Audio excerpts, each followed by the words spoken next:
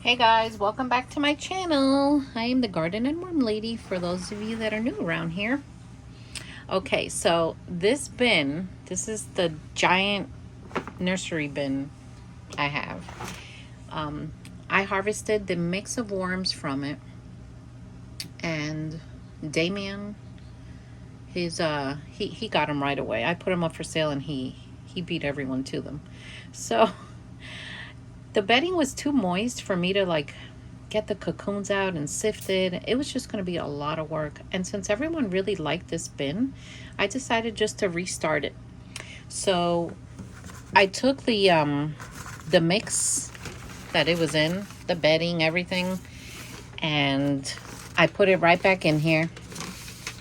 I gave it some of my worm chow on the surface because when they hatch, they're going to need something to eat. And I moistened it down a little bit, and then I put the newspaper on top and I wet that down. Now I will cover this some plastic, and then I'm going to put a date on it. So I put here what I have: African nightcrawlers, Europeans, red wigglers, and swamp worms. I put that it's a cocoon bin and today's date, and then I put that I'm going to check in October because they take about anywhere from like 10 weeks to maybe 3 full months to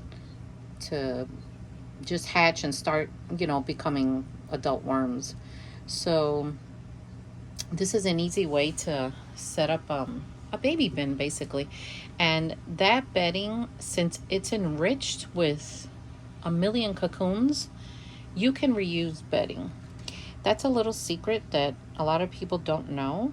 You don't have to reuse. You don't have to use the fresh bedding every time. You can reuse the bedding, but once it starts to look like castings, then I would get it out and put fresh bedding. But you can reuse it, I don't know, I would say two times, maybe three. Depends on what your worms are doing, how fast they're eating, and that sort of thing. So it's important to label everything because you're not going to remember. I mean, I forget everything. Okay, I labeled it here at the top because if I put it on the side, I don't think I'll see it. I'm just used to putting them here, so even though these on the top here, I did there. But I want to make them look neater because you see that label's there and then that label's there. I don't like stuff like that. I like consistency, as you can see by all the bins that are neat. So that's what we're going to do with this one. And obviously, I'll keep you updated on how they're going.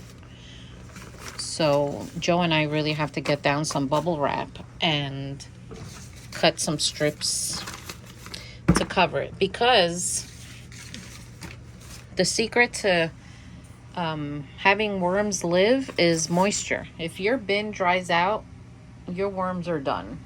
Like, they're gonna die. And if you're going through all this trouble, you don't want them to die. So yeah, so now I'm gonna take you to see the African nightcrawlers with that honeydew watermelon. Let me show you what they're doing. All right, here we are at the bin with the African nightcrawlers, and I'm gonna remove this. You see, if when I don't put plastic down, this paper, it just dries really fast. So here they are. Now the straw looks dry, but it's really not. It has moisture in it. It just takes a while to absorb it. I told you I'm not crazy about this straw. It's a different brand that I bought the last time. The one I usually get is I don't know, it's more chopped up, and I prefer that. So I think I'm gonna save this straw for the big nursery bins and in there. But when I do experiments like this, I don't know. If I don't like it, I'll always dump it in my garden. So anyway, let's take a look at them. There's a lot of moisture down there. There are some of them. African nightcrawlers are such amazing creatures. They really are. Look at them in there.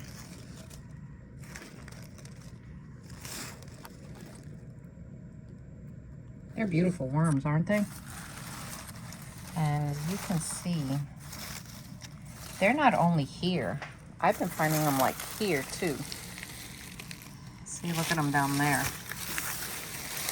Yeah, I have to wet this down a little more. Ooh, look at them. Sometimes, like the European nightcrawlers, they congregate in the corners. I don't know why. I've seen Europeans do that a lot. Like you'll go to a corner and you'll find a mass of them there. I don't know why. There's other worm farmers on here that watch me that say the same thing. I don't know if you know Grant McIntosh. He has a YouTube video on worms. And he says the same thing. They go to the corner. There's a nice African nightcrawler for you. So they're going to do well in here. And I have a feeling that they're going to multiply pretty fast. Only because I put them here in the middle and I'm already seeing them spread out everywhere.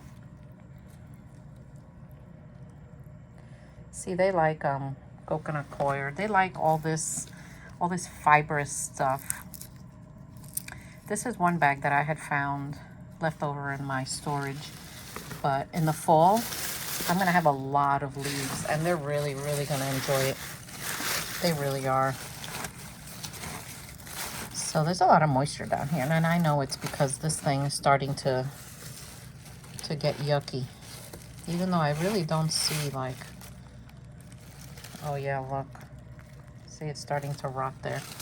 So let's just put it back. Anytime I put my melon, I always look to see that I don't smush one. Because I don't want to do that to them. Yeah, this is kind of dry. So I need to, since the top is more dry than the bottom, I need to just go like this. And just mix it up a little bit. And you're going to see how fast these worms eat this stuff. If you're one of those vermicomposting people that doesn't like to change the bedding often, this is the stuff you can use because they're going to take longer to eat this than peat moss or you know, coconut coir. They will eat it eventually, but you're not going to sift this out every 21 days. You're just not. So I like to use this because I like to experiment with natural things just to see what they do and how they behave and how they don't. And, you know, I don't know. I've been doing that for 20 years now.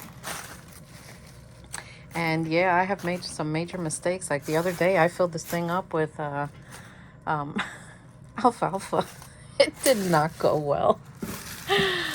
But you see, I'll feed them alfalfa, yes, because I have been for a long time, but I'm not going to dig that massive amount into the bedding again. Luckily, I hadn't put the worms in yet, or I would have had to like go rescue them. Instead, I just took it into the garden and dumped it, and you know, the raccoons and everyone out there is having a party with it.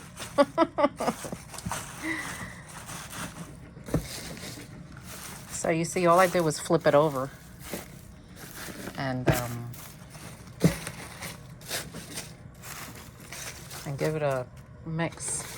So I am going to put this back on. I am going to wet it a little bit on the surface, but anyway, they're doing really well. They're doing well. They've been in here, what, 3 days maybe?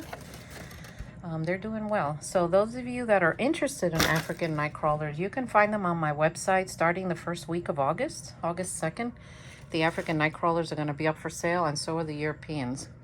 The red wigglers, I'm going to wait a little bit because they're my pure stock, and I'm trying to let them multiply and breed and then catch up so that I don't run out of my stock. But, you know, that takes a little bit. Time and patience. Time and patience. So a lot of people have been reaching out to me with questions, and thank you so much. I really appreciate that. I appreciate the fact that you trust me. This is another video. I'll tell you about that. To help you figure out, you know, what you're doing. And I got to do some tidying up in here. But, you know, anytime you're between worm species, guys, you have to make sure you wash your hands thoroughly. Wash your sifters, wash your forks. Just wash everything. Because the last thing you want is something to get mixed up when you don't want it to get mixed up. Now, if you don't care that they get mixed up, oh well, it's all right. You don't have to.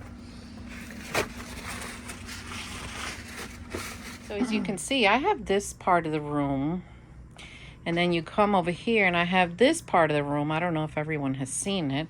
And then I have the other room in there with my sink and nurseries and all that. So that's, yeah, it's pretty big in here. Sometimes, honestly, I look at this and it's overwhelming because I can sometimes be a perfectionist and I have to realize that I can't be one and it's not good for me. So, you know, I need to work on that. But having the neatness of this really helps me, and it helps me to visualize what I actually want to do in here, because when you have chaos, you're not going to figure it out. There has to be some kind of order. It'll just run better. It'll function a lot better. But it took a lot of work to do this, a lot of work. And Joe and I decided when we started the worm business that I wasn't going to be in debt. I didn't want to take out a bank loan or anything like that. So we just worked hard to do this ourselves. And, you know, I still get help from other worm farmers. They help me along the way when I have questions because, guys, even though I've been doing this 20 years, there's still moments that I'm baffled. Honest to God, it's true. You know, I'm real about everything. But, you know, when I'm like that, I reach out for help. I really do. And I always get a lot of help. So I'm grateful for that. But anyway, I'm going to end this one here because sometimes I tend to talk too much. And these guys are doing great. And together we're going to watch them multiply. And you're going to see what's going to happen. You're going to be impressed. So take care, guys. And I'll see you next time. Okay. I told you I was going to tell you about these bins. So I have 3 bins here. They measure 20 by 15 by 5. And they're not heavy. I have 2 inches of peat moss in here. And I've added some garden lime, dolomite lime, and I've added a little bit of sand because I just happen to have sand on hand. Now, the sand I use as a grit is play sand. It's the one that you put in the play containers for children. It has no chemicals or anything in it. I wouldn't suggest to use sand from the ocean because it has, you know, it's going to have living creatures in it and bugs and everything. You don't want to bring that into your house if you're going to do this indoors. I wouldn't even do it outdoors if I had sand from the ocean. But, you know, some people might. I don't know. So basically that's what I have. Now these are going to be for adult worms that are going to grow up and get fat and then ready to be sold. So I wanted to show you the different types of moistures here. This is a great moisture, but for a breeder bin, I think it's a little too dry. I think for a regular bin, it's fine. This, I think it's too much water in here. They're gonna drown and they're gonna start running away. This is like, if you see it like this, it's way too much. Now the way I could correct this is I could add a little bit more bedding and let it absorb it, and that'll take care of the problem. And then this is, I think, the perfect consistency for moisture. It looks a little wetter than this one, but that's because I just added a little more water. If I think it's too wet, I might add some more bedding, but you know, breeding worms, they like 80% moisture.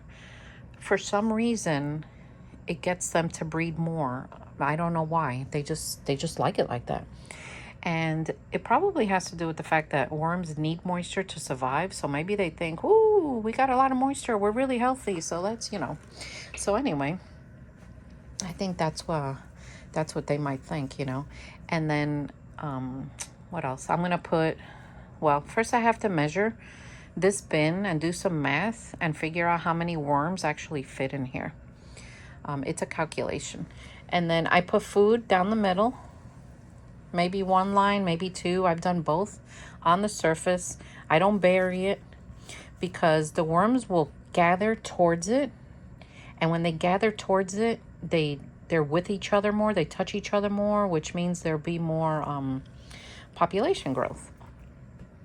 So they're going to be in here for about 21 days, maybe 28 days. You know, it depends. I have to look and see what they're doing. Sometimes in the winter in here, when the room is cooler, they take longer. So it all depends.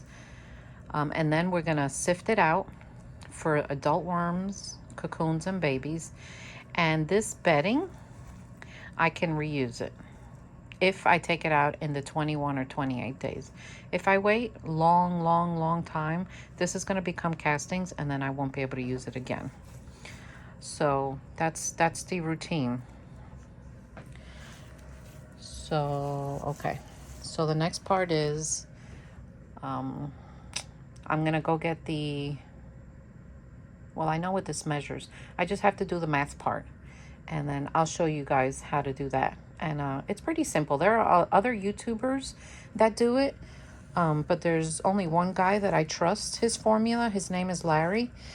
And he does it on YouTube. And I'll show you how to do the math. Okay?